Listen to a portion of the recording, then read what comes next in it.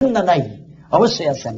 ওয়াল্লাযীনা জাহাদু ফীনা লানাহদিয়ান্নাহুম সুবুলানা, যারা আমার পথে চেষ্টা করতে থাকবে, কষ্ট করতে থাকবে, কোশিশ করবে আমার পথে, আমার রাস্তায়, আল্লাহ রাব্বুল আলামিন নিজে প্রতিশ্রুতি দিয়েছেন, আল্লাহ রাব্বুল আলামিন নিজে তাদের জন্য সুন্দর রাস্তা তৈরি করে দিবেন। চাকরির রাস্তা, ব্যবসার রাস্তা, চলার রাস্তা, বলার রাস্তা, সিরাতুল মুস্তাকিম দিয়ে জান্নাতের রাস্তা আল্লাহ ওই বান্দার জন্য দেয়ার প্রতিশ্রুতি আল্লাহ নিজে দিয়েছেন। আর আল্লাহর ওয়াদা কি ঠিক থাকে?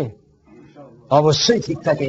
ইন্নাকা লা তুখলিফুল মিয়াদ, আল্লাহ রাব্বুল আলামিন নিজে বলছেন যে আমার প্রতিশ্রুতি কখনোই নষ্ট হয় না, তোমরাও করো না, তোমরাও প্রতিশ্রুতি যা দিবে রক্ষা করবে। সম্মানিত বন্ধুগণ, এই কথা বলে একটা কথা আবার বলে নেই যে আমার যে দাওয়াত ছিল আগের রবিবার, নাকি তার আগের রবিবার, তার আগের রবিবার আমি তো প্রতিশ্রুতি নষ্ট করেছি, এই জন্য আপনাদের কাছে মাফ চাই। আর কারণ হিসাবে আপনারা মনে হয় জানছেন যে আমি আসলে নতুন এসেছি, রাস্তাঘাট তেমন একটা চিনি না। উইম্বলডন না কোথায় আমাকে নিয়ে যাওয়া হয়েছিল, সেখান থেকে আমাকে আমার এক ভাই উঠাই দিলেন ট্রেনে। এখন ট্রেন চেঞ্জ করতে হবে, কোথায় না কোথায় নামতে হবে, এগুলো তো উনি বলছেন এক ট্রেন ডিস্ট্রিক্ট লাইন উঠে যান, কিন্তু সবসময় কিন্তু এই একই ট্রেন একই সিস্টেমে থাকে না, সিস্টেম চেঞ্জ হয়। সেই দিন 3 বার ট্রেন চেঞ্জ। এখন আমি বারবার ঘুরি দেখি, একদিকে তাড়াহুড়া, আর একদিকে ওয়াদা নষ্ট, আর একদিকে এখানে মাহফিল নষ্ট হয়ে যাবে, আপনাদের কষ্ট হবে, বদদোয়া পাবো আমি, এই নিয়ে অস্থিরতা।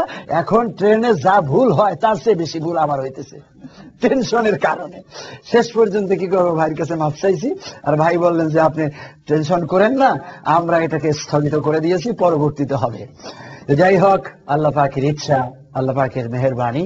তবে ইচ্ছে করে ওয়াদা খেলাফ করা আর ইচ্ছার বিরুদ্ধে কেউ ঠেকে পড়ে ওয়াদা খেলাফ করা, দুইটা কি সমান?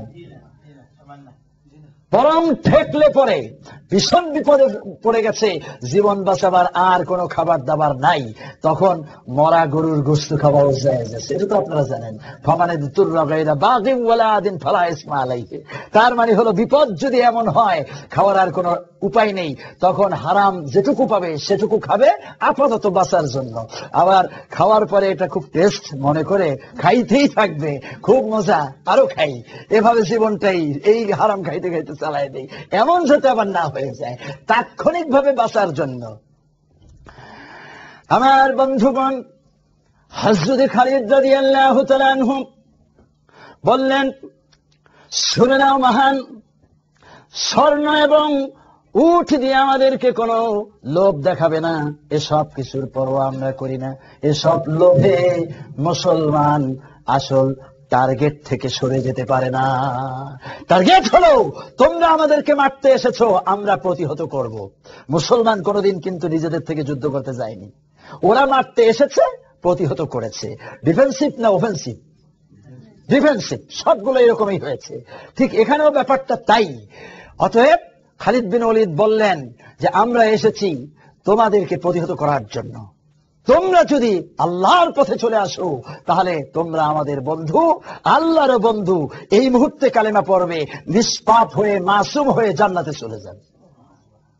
অতএব তোমরা 2.5 লক্ষ মানুষ সেই পথটি পেতে পারো, আমি সে দাওয়াত দিয়ে দিলাম। মহান দেখলো, বাবারে, আমি চাই কি আর সে করেটা কি? আমি চাই যে সে নমনীয় হোক, দুর্বল হয়ে যাক, সে দেখে আরো একটার পর একটা গর্জে উঠে উল্টো তার পথে আমাদেরকে আহ্বান জানাচ্ছে।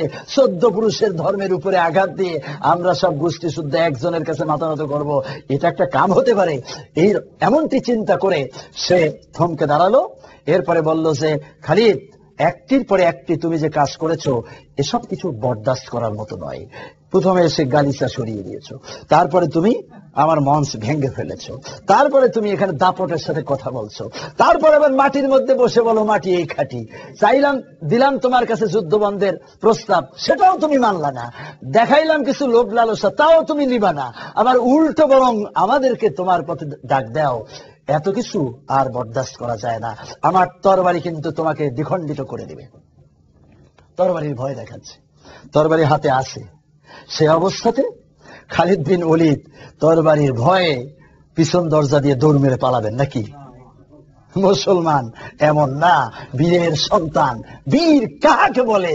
তিনি কি করলেন জানেন? তার হাতেও একটা তরবারি আছে। সেই তরবারি উঁচু করে বলছে যে, শোনো মহান, তরবারির ভয় মুসলমানকে দেখাও। তুমি কি জানো খালিদ কি জিনিস? বাঘ দেখেছো, বাঘের খাপ দেখো নাই। মুসলমান দেখেছো, মুসলমানের ঈমান দেখো নাই। খালিদ হলো সাইফুম মিন সুয়ুফিল্লাহ, আমি নিজেই আল্লাহর তরবারি। অতএব তোমার তরবারিকে আমি ভয় পাবো? বরং তুমি যদি তরবারি উঁচু করতে চাও তাহলে জেনে নাও আমার হাতেও একটি তরবারি আছে। অন্তত তোমার মতো একটি কাফেরকে আমি দ্বিখণ্ডিত করে জাহান্নামে পাঠিয়ে তারপরে মরব। পাল্টা তরবারির ভয় খালিদ দিয়ে দিলেন। তখন মহান দেখলো যে অবস্থা তো কাহিল, যুদ্ধ যদি শুরু হয়ে যায় তাহলে তো আমারই প্রথম মারবে।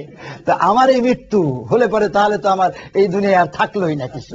আমি যে সেনাপতি, আমি যে রাষ্ট্রপতি, আমি যে দুনিয়ার অনেক কিছু হব, এসব কিছু কি করে আমার জীবনেই তো থাকবে না। অতএব যে করেই হোক ওকে এখান থেকে আস্তে করে নরম কথা বলে সরাই দেওয়াটাই ভালো। এই বলে নমনীয় হয়ে খালিদ বিন ওলীদকে বলছে যে, আচ্ছা ঠিক আছে, যদি তাই হয় তাহলে পরে তুমি তোমার রাস্তা মাপো। যে না, তোমার আরো কোনো কথা থাকলে সেটা বলো, আমি অন্তত একটা চূড়ান্ত ফয়সালা করে যেতে চাই। তুমি কি কালেমা মানবা কি মানবা না? তুমি কি আল্লাহর পথে আসবা কি আসবা না? এই বলে সে তরবারি হাঁকাচ্ছে। পরিস্থিতি যখন ভয়ানক তখন বলছে যে, না শোনো, এইভাবে তুমি কথা বলো না।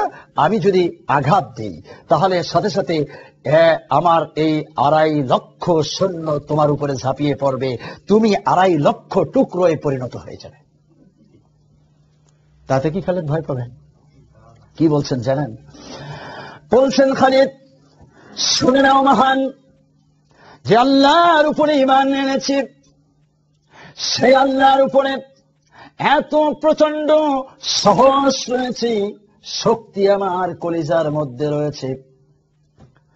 তোমার তরবারিকে ভয় পাই না, 2.5 লক্ষ সৈন্যের তরবারিকে ভয় পাই না, বরং তোমার তরবারি যদি আমাকে আঘাত দেয় আমি একজন শহীদ হয়ে আল্লাহর জান্নাতে চলে যাব। আর 2.5 লক্ষ সৈন্য যদি 2.5 লক্ষ টুকরো করে দেয়, আল্লাহ রাব্বুল আলামিন হতে পারেন 2.5 লক্ষ শাহাদাতের মর্যাদা দিয়ে দিবেন। সুবহানাল্লাহ বলেন। এর নাম হলো ঈমান, এর নাম হলো তাওহীদের বিশ্বাস।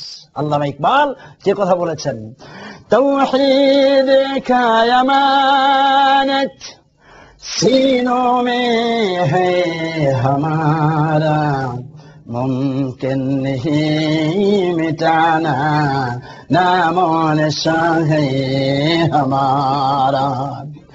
তাওহীদের আমানত, আল্লাহ রাব্বুল আলামিনের একাত্মবাদ যার কলিজার মধ্যে রয়েছে, तमाम বিশ্ব যদি তার বিরুদ্ধে চলে যায় কোনো পরোয়া তার নেই।